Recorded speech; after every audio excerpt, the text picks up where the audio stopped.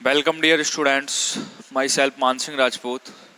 तो हम आपके बीएससी पार्ट थर्ड ईयर में आपका यूनिट नंबर थर्ड, जो कि आपका बुक का यूनिट नंबर फर्स्ट है, उसके बारे में पढ़ रहे थे। तो इससे पिछले लेक्चर्स में हमने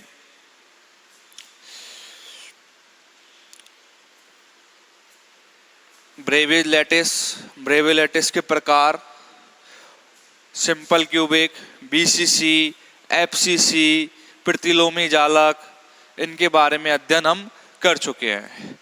आज का आपका जो टॉपिक है उससे आगे जो हम बढ़ते हैं, जैसे आप डेफिनेशंस हैं कुछ क्रिस्टलीय ठोस, अक्रिस्टलीय ठोस। तो क्रिस्टलीय ठोस और अक्रिस्टलीय ठोसों की डेफिनेशन हम पहले भी क्लियर कर चुके हैं। क्रिस्टलीय ठोस ऐसे ठोस होते हैं जिनमें एटम एक निश्चित अंतराल पर अपने आप को रिपीट करते हों या फिर एक पीरियोडिक फॉर्म में अरेंज हो, ठीक है ना। और अक्रिस्टलीय ठोस ऐसे ठोस होते हैं जिनमें एटमों जो है पीरियोडिक एक पीरियड के पश्चात अपने आप को रिपीट ना करें या फिर किन्हीं दो एटमों के मध्य की दूरी आपस में समान ना हो। तो ऐसे ठोस जो कहलाएंगे आपके कहलाएंगे अक्रिस्टलीय ठोस। अब हम बात करते हैं एक्स किरण विवर्तन की। इसकी एक्स किरणों का विवर्तन देखो, एक्स किरणों का विवर्तन, diffraction of X rays. X किरणों के विवर्तन का जो कंसेप्ट आया था, किसने दिया था और किसने इसकी खोज की थी? सन 1985 में, सन 1985 में रोजन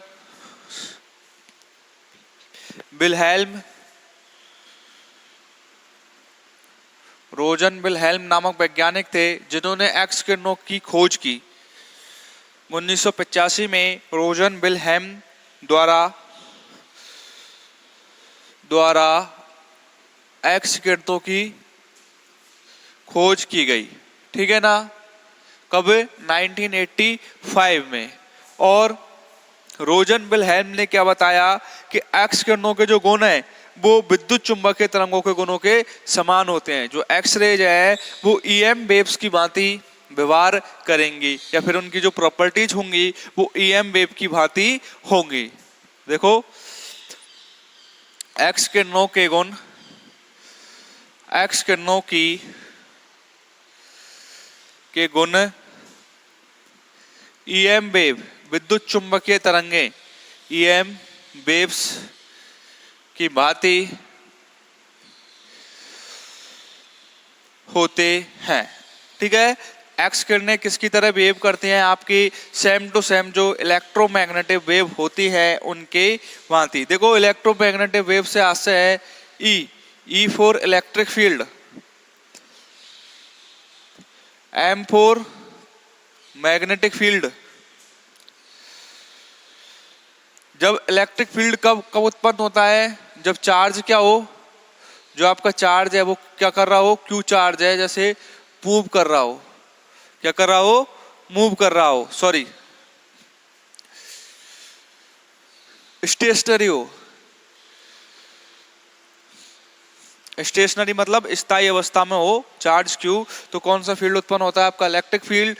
और जब चार्ज क्यू मूविंग पोजीशन में हो, मूविंग स्टेट या मूविंग पोजीशन में हो, तो क्या उत्पन्न होता है? आपका मैग्नेटिक फील्ड। अब इन इलेक्ट्रॉन और एम, ई और एम, मतलब आपके इलेक्ट्रिक फील्ड और मैग्नेटिक फील्ड से मिलकर क्या बनते हैं? आपके इलेक्ट्रोमैग्नेटिक वेव्स, ठीक है। तो जो एक्स किरणें हैं आपकी किसकी भांति व्यवहार करेंगी? ईएम वेव की भांति व्यवहार करेंगी। देखो, सन 1912 में एक्स किरणों के तरंग दैर्घ्य के मापन के लिए प्रकाश के विवर्तन प्रयोग को उपयुक्त माना गया। कब?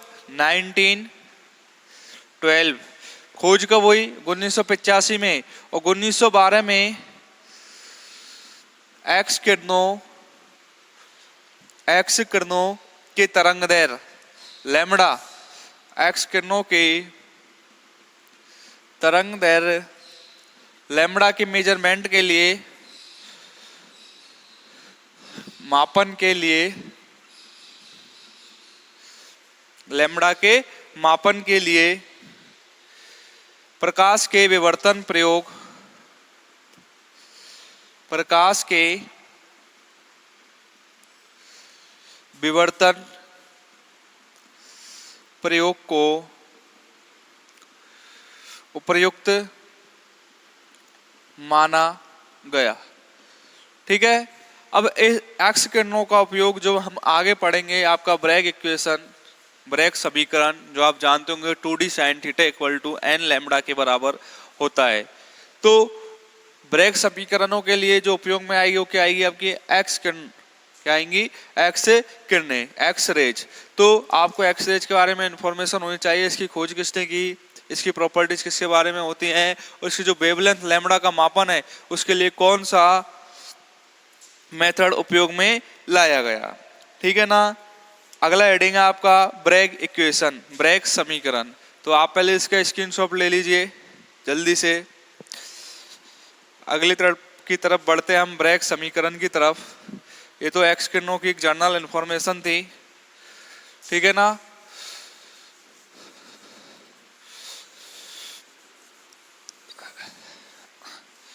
कोई कॉम्पिटिटिव एग्जाम में पूछ ले आपको कि जो एक्स किरणों की प्रॉपर्टीज होती है वो किसकी भांति होती है, ईएम वेव की भांति, किसकी भांति होती है, ईएम वेव की तरह, सेम टू सेम। देखो नेक्स्ट टॉपिक है आपका Bragg equation, Bragg equation, Bragg समीकरण। ठीक है ना। और ब्रैग समीकरण का जो लास्ट रिजल्ट आएगा आपका वो क्या आएगा, 2d sin theta is equal to n lambda. यहाँ पर थीटा क्या है, इसका कौन है, d क्या है, दूरी है, लैम्बडा क्या है, वेवलेंथ है, n है आपकी कोटियों की संख्या। या देखो ब्रैग समीकरण के लिए सबसे पहले एक डायग्राम ड्रॉ करेंगे। ये एटम्स हैं जो, और एटम में कौन से एटम है, क्रिस्टलीय ठोस है। कौन सा ठोस है, क्रिस्टलीय ठोस है, जो एक निश्चित दूरी के पश्चात अपने आप को क्या कर रहा है, रिपीट कर रहा है। ठीक है ना। क्या कर रहा है, एक निश्चित दूरी पर अपने आप को रिपीट कर रहा है। तो ऐसे ठोस क्या होते हैं, पीरियोडिकली रूप से अपने आप को रिपीट करते हैं, जो क्रिस्टलीय ठोस। तो देखो डायग्राम बनाने की कोशिश करते हैं।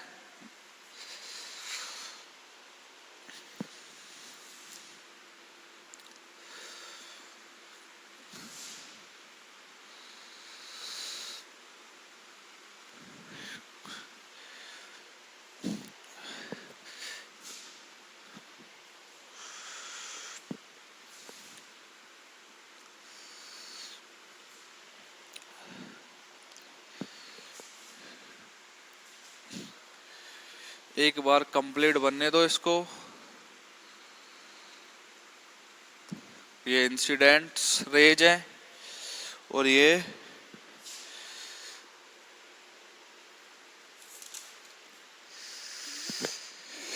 भी इंसिडेंट रेज है। ठीक है। ये capital A, capital B, capital A, capital B, capital C और कैपिटल डी, जो क्या डाले गए हैं, लंब डाले गए हैं। ये एंगल थीटा, एक मिनट,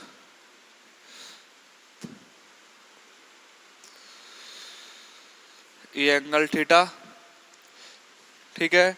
तो ये एंगल थीटा, तो ये भी थीटा, एकांतर कोण।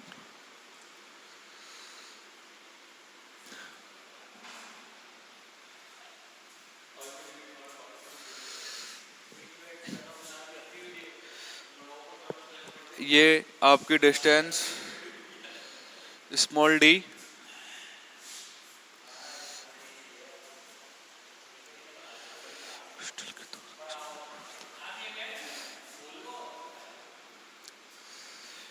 क्रिस्टल के द्वारा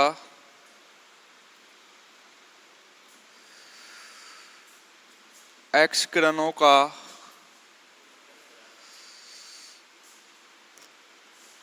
विवर्तन।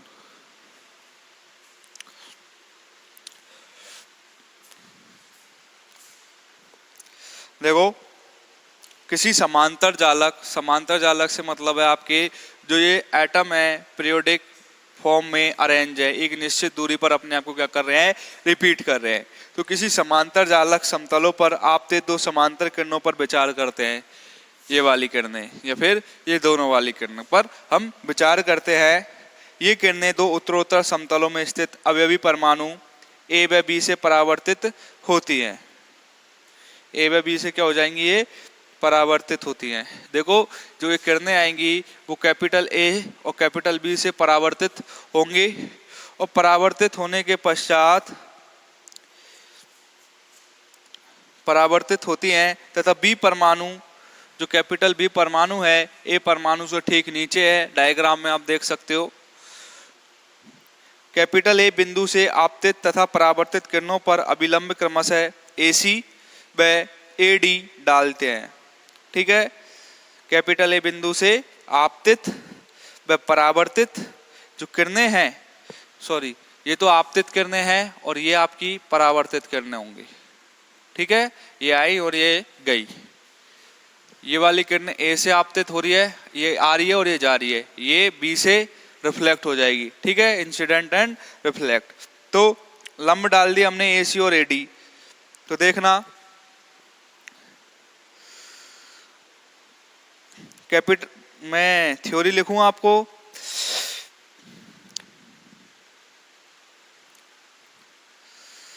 किसी समांतर जालक समतल पर आपतित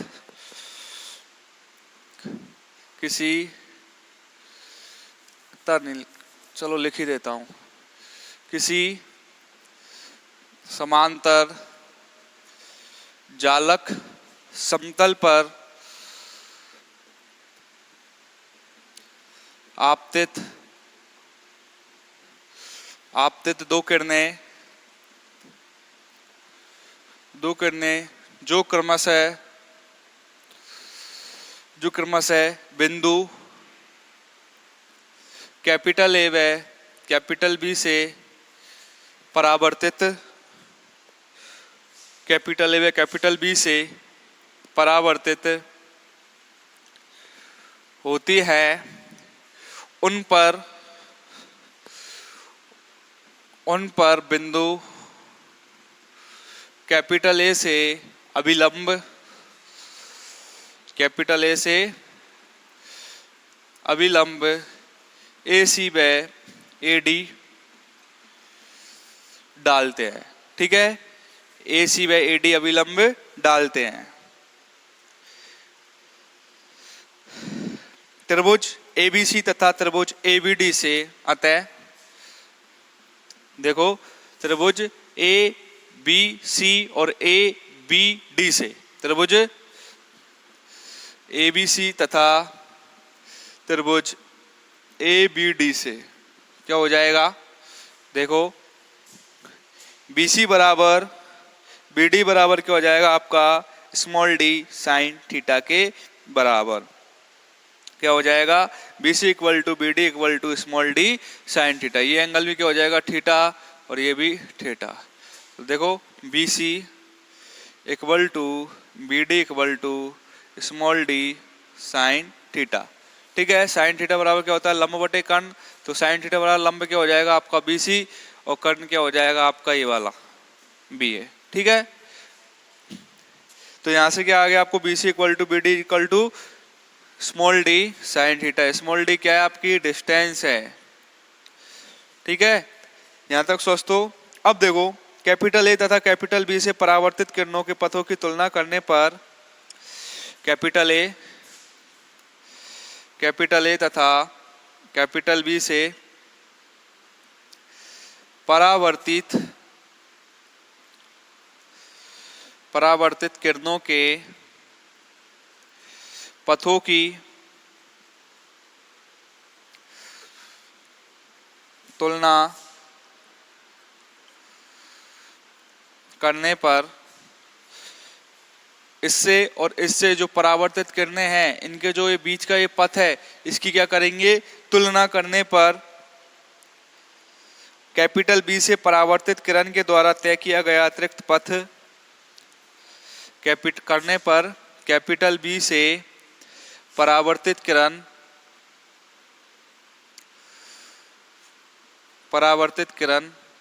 के द्वारा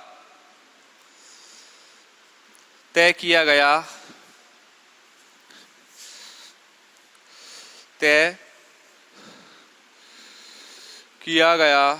अतिरिक्त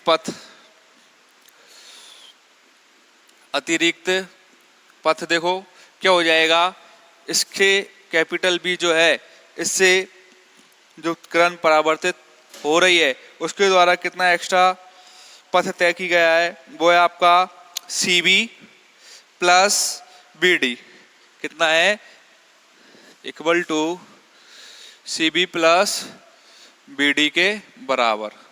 ठीक है, ये वाला CB प्लस BD जो किरण परावर्तित हुई है, इतना प्राप्त होगा जो अतिरिक्त पथ, अर्थात दो उत्तरोत्तर समतलों से परावर्तित किरणों का पथांतर, अर्थात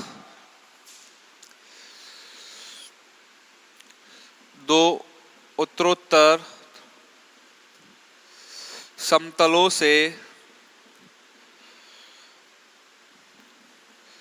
परावर्तित, अर्थात दो उत्तरोत्तर समतलों से परावर्तित किरणों का पथांतर को रिप्रेजेंट कर रहा हूं मैं डेल से, और डेल किसके बराबर होगा, CB प्लस BD के बराबर। किसके बराबर होगा, CB प्लस BD के बराबर। और ये किसके बराबर होगा, देखो CB, या फिर हम देखते हैं BD, ये किसके बराबर है, आपके D साइन थीटा के बराबर है या नहीं है। देखो BC निकालो या CB या BD किसके बराबर, D साइन थीटा के। अब 2 टाइम्स है तो क्या हो जाएगा, 2D साइन थीटा, डेल बराबर 2D साइन थीटा के बराबर। जो पथांतर आ गया आपका किसके बराबर आ गया, 2D साइन थीटा के बराबर। यहां तक स्वस्थ हो सभी। अब एक बार इसका वीडियो पॉज करके स्क्रीनशॉट ले लीजिए पहले, इससे आगे हम बढ़ते हैं।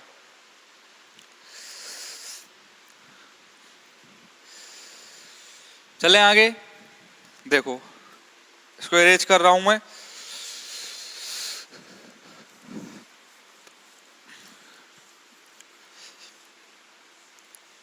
अब देखो डेल जो पथांतर आया है आपका किसके बराबर है, 2D साइन थीटा के बराबर। अब हम देख रहे हैं कंस्ट्रक्टिव इंटरफेरेंस के लिए, समपोषी व्यतिकरण के लिए जो पथांतर डेल होता है वो किसके बराबर होता है, n लैम्बडा के बराबर। डेल किसके बराबर होता है, n लैम्बडा के बराबर। तो देखो अतः समपोषी व्यतिकरण के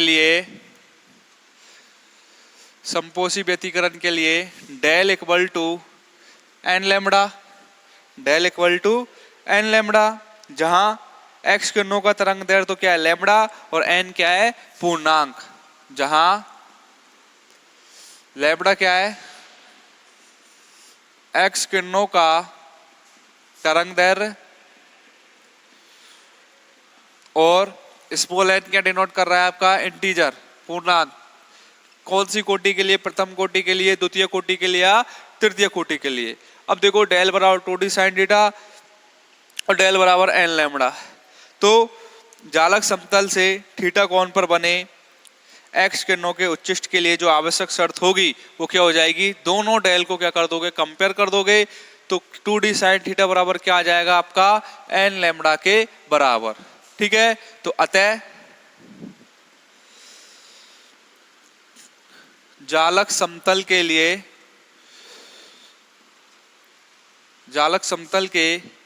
थीटा कोण पर बने उच्चिष्ट के लिए आवश्यक शर्त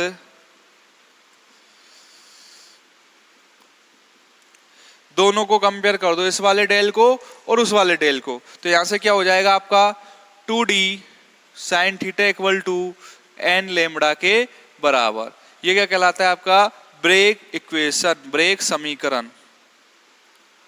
क्या कहलाएगा? ब्रेग समीकरण। ठीक है, यहां पर डी क्या है? इंटरसेप्टिव दूरी। ठीक है, तो देखो एक्स किरणों के किसी तरंग दैर्ध्य के लिए जो डी का न्यूनतम मान होगा वो क्या कहलाएगा आपका, यहां से डी का मान निकालेंगे। ये वाला जो इक्वेशन है ये किसको डिनोट करेगा? आपका ब्रेग समीकरण को। तो देखो जो डी का न्यूनतम मान की बात हम करें तो डी का न्यूनतम मान आपका क्या प्राप्त होता है? स्मॉल डी का मिनिमम मान। देखो एक्स किरणों के किसी तरंग दैर्ध्य के लिए, एक्स किरणों के किसी तरंग दैर्ध्य के लिए डी का न्यूनतम मान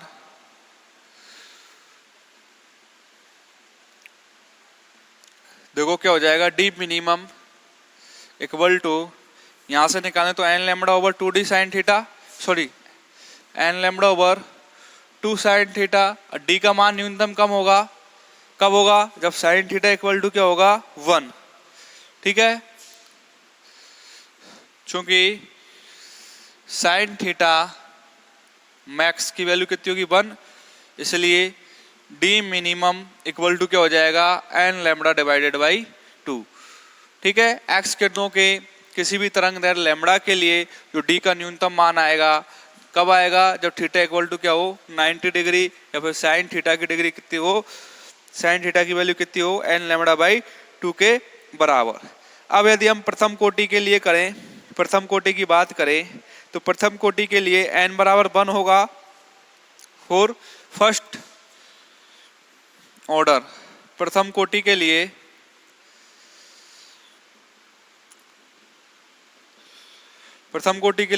एन बराबर क्या हो जाएगा आपका? 1 के लिए एन बराबर 1, तो डी मिनिमम क्या हो जाएगा प्रथम कोटि के लिए? Lambda by 2। कितना हो जाएगा? Lambda by 2। इसी प्रकार द्वितीय कोटि के लिए एन बराबर क्या हो जाएगा? 2। तो अतः ब्रेग परावर्तन तभी संभव है जब जालक समतलों के मध्य दूरी, देखो इसकी शर्त है कि ब्रेग डिफ्रैक्शन या ब्रेग इक्वेशन आपकी कब प्राप्त होगी? जब जालक समतलों के मध्य जो दूरी है वो किसके मध्य वेरी करे। देखो अतः ब्रेग परावर्तन तभी संभव है, अतः